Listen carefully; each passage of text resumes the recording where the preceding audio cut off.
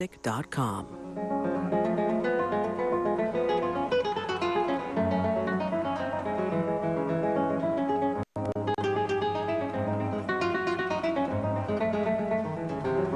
And Dudley.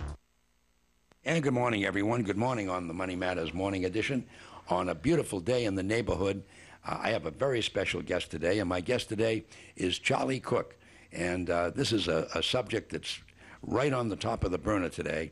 And Charlie is an instructor in gun safety, firearm safety. Good morning, Charlie. Good morning, Dick. It's great to be here. Well, you know, one of the things that I think a lot of people do not just simply understand is the different types of guns, the different numbers of licenses there are for those weapons, and, you know, where you do this and teach people. And I thought it would be a great discussion this morning, and maybe start off by explaining to people some of the different courses that you teach. Okay. Basically the entry-level course that I teach is the NRA's Home Firearm Safety course. I like to tell people it's rifles and shotguns and handguns, oh my. We cover how to be safe with the firearms. We talk about what safety is. We talk about the 3 safety rules, about always keeping a gun pointed in a safe direction, always keep your finger off the trigger, and always keep it unloaded until you're ready to shoot it. We talk about how you load and unload the different types of handguns. I do revolvers and semi-automatic handguns. We talk about single action, double action only, so different ways that the firearms work. We also talk about different types of rifles and shotguns and how to be safe with those. And during those classes, I show everyone how to be safe, and I show them how to load and unload the guns so that they don't hurt themselves, so that they know how to do it properly, depending on what type of firearm that they get. The next course, and that course is it's about 4 hours long, and that's the minimum that you need in order to... 4 hours? Yeah, 4 hours, yeah. Well, you know, one of the things that you mentioned in that course is you teach them how to load and unload a gun, and the things you teach them not to do. Be Right. careful where you aim it. Don't keep your finger on the trigger, Yep. et cetera, et cetera. And yet we hear these stories, these sad stories where 2 kids were fooling around with a gun and the brother shoots his brother, you know. Right, now... And you hear these horrendous stories and you say, how does this happen? How does this happen? Well, obviously whoever owns the firearm is not being responsible. There are laws that we have here in Massachusetts that are safe storage laws, which the state tells us in order to keep the firearms unloaded, or excuse me, in order to have them, you have to keep them unloaded and secure from unauthorized users. An unauthorized user is anybody that doesn't have a firearms license.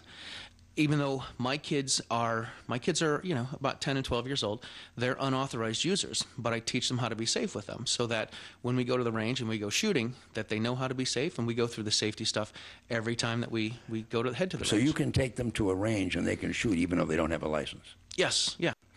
And they're essentially shooting underneath my license. Okay. So like when you teach someone to drive, they're driving under my license even though I'm sitting in the passenger seat. Yeah. Not that my kids are driving, they're 10 and 12. But right. Yeah, same sort of thing. I could take you shooting sometime. That would be a lot of fun to do, and teach you how to be safe with it. Let me tell you, Bob, you have to understand me. I want no part of guns. That's okay. I have a story to share with you, and it's in a way it's a sad story. In my life, I had the great opportunity to know Senator John Kennedy. I interviewed him at a radio station up in Ware that I had at the time, W.A.R.E. I was only a kid, and I interviewed him when he was senator. 2 years later, he ran and became president of the United States. Wow. And we had a little relationship. He was coming up to the university, to Amherst College, up in Amherst, Mass., to dedicate the Robert Frost Library, and I was invited to go see him and meet him and say hi to him. I went there, and it was, actually happens, it was 1 month to the day before he was killed. Wow. It was October 22nd of 1963. And he dedicated the Robert Frost Library. He flew into Chicopee, and then they brought him over by limousine to Amherst.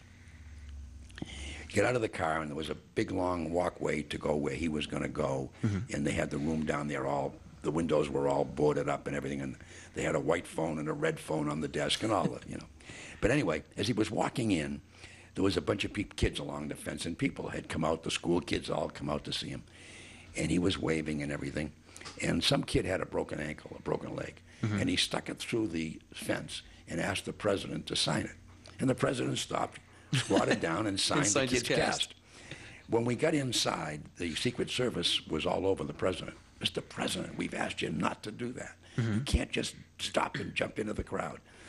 And he looked around, and he had this. He had this great smile. He had this Irish charm, and he looked at them, and all of us. It was 4 or 5 of us there, and then at that point, and he said, "Let me tell you something. If it's tough enough to stop a bullet that you know is coming, without trying to stop one that you don't know is coming, okay?" And then he said this: "If somebody is willing to give up their life to get yours, there's nothing you can really do." And he made those 2 statements, and they were so profound. And so I've never forgotten them. So I don't have a gun. I don't have any urge to have one. I don't ever want to see one. I'm fine. I think they belong on the side of a police officer, and that's fine with me. You know, that's cool. And it's just me. I mean, I'm not a violent guy. I'm not either. I played sports, so I suppose, you know, I hit my share of people, but I was skinny, so I used to catch the ball and run out of bounds, because if they ever hit me, they'd kill me. So, but at any event, the thing is that a lot of times we hear these sad stories, and I'm so delighted you're here, Charlie, because you've already, for me personally, clarified some misnomers that I had. You know, especially in Massachusetts. I can't speak for other states, nor should we. Right. But it is you know, interesting, and mistakes happen. We had that horrible situation over in Westfield. You know, people don't use their heads sometimes, and things happen. Oh, this is true. This is true. I really think that teaching people how to be safe with a firearm is really key and really essential, because it shows them how to be safe and lets them know, hey, listen, there's safe directions, there's unsafe directions, and you got to pay attention to all this stuff. I tell people in my classes, you know, we teach our kids to learn to be safe with scissors and knives and matches and gasoline and chainsaws and cars, and I think a gun or a firearm is just something else to be safe with. They're a lot of fun to go recreational shooting. I've taken my kids out and, you know, shoot it. We fill water jugs up with colored water and shoot those at the range. I do competitive shooting. I like to do recreational shooting and bust clays out of the air when they're flying, and, you know, trap and skeet shooting, and that stuff's kind of fun. Yeah. And it's a good recreational thing to do. And I like to pass it on to anybody and I think it's you're right. I mean, if someone wants to do that, there's nothing wrong with that. The key to the whole thing is safety and responsibility, and definitely. And you know, I vividly remember when I got my driver's license. I was 16 years old. This is back in the 50s, and I had passed the test, and the registry inspector was sitting in the front seat, and he was writing out the paperwork, and then he filled out my little temporary license. And as he handed it to me, he said an interesting thing. He says, "Young man, to you, this is a license to operate a motor vehicle. But I want you to think very carefully what I'm just giving you. I am handing you a license to kill." And I sat there, and he said, "Now let me explain that. If you do not drive this car responsibly, if you take chances, if you speed when you shouldn't be speeding, and of course in those days we really didn't, you know, you didn't dare drink, or your father would break your neck." Right. But why have the times have changed? but he said, you know, I want you to understand what you really have. This is a big machine, and you need to protect it and drive carefully. And you know, you just went through this course, and you were so careful, and you did it so perfect to impress me. I want you to never forget that, and I want you to drive that way all the rest of your life. Well, you know, when you think about it, it's true, you know.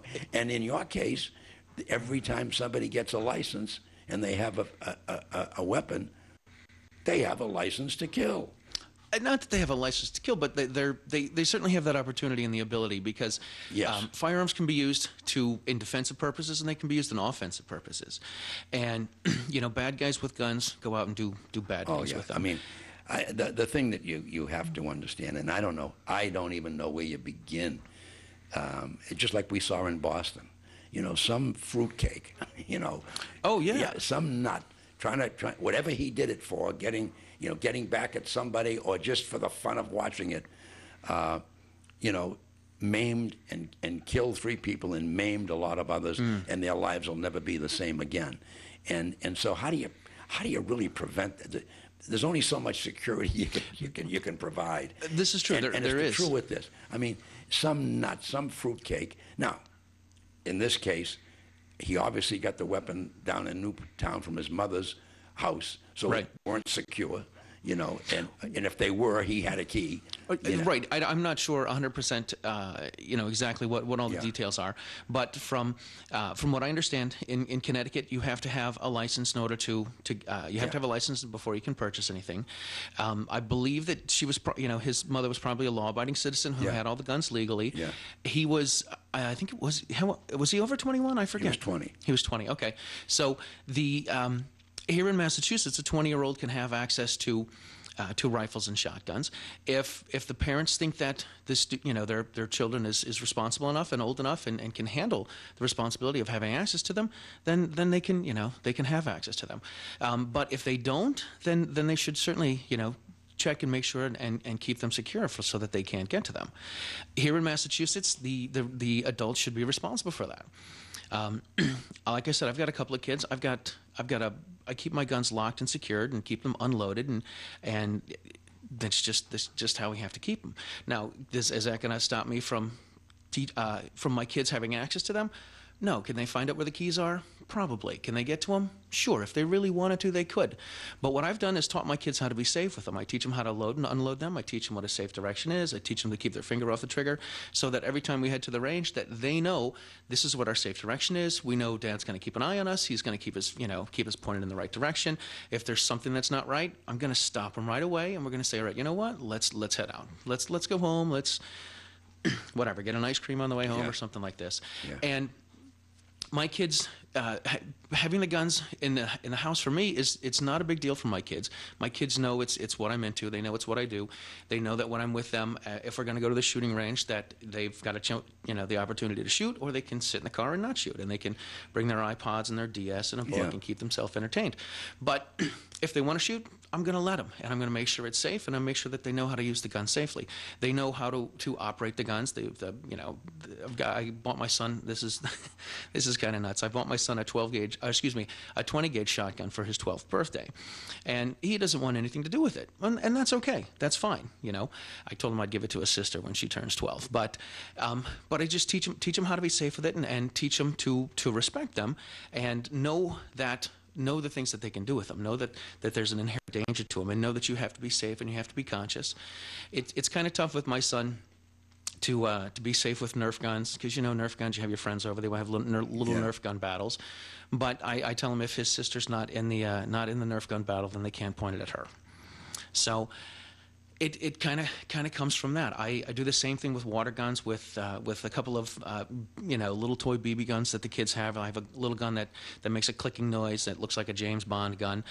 The same thing. You keep your finger off the trigger, keep it pointed in a safe direction, and just hammer that home every time you pick it up. Well, that, in fairness, that's what you do, because, in fact, you do this on a regular basis. You teach these courses. Mm-hmm. But the question then becomes, and you're speaking for yourself, and I think that's wonderful. But what about the other fellows who aren't as attentive, who don't pay as much attention, who may be careless around people with their kids? Mm-hmm. Those are the ones that you have to be careful of. Oh, sure, this is true. Now, they've had to, in order to get the gun, they've had to go through a class, and they've had to learn about what all the safety rules are, and learn about what all the rules and regulations are for keeping them stored up. But I can't go to everybody's house and be responsible, No. and I can say, hey, listen, here's what you need to do. Here's how you safe with them. Here's how you work them. Here's how you shoot them. Here's how you be safe with them. Keep them from unauthorized users. And I go through the whole thing. I say, listen, if your kids are going to be unauthorized users, if they don't have a license, they're unauthorized. If you want to take them to the range, that's fine. You can take them to the range. They can shoot essentially under your license and have a great time with that. I say if I've done classes before where the man's come in, the man's come into the class, and he's like, yeah, I want to be able to protect my wife and my kids.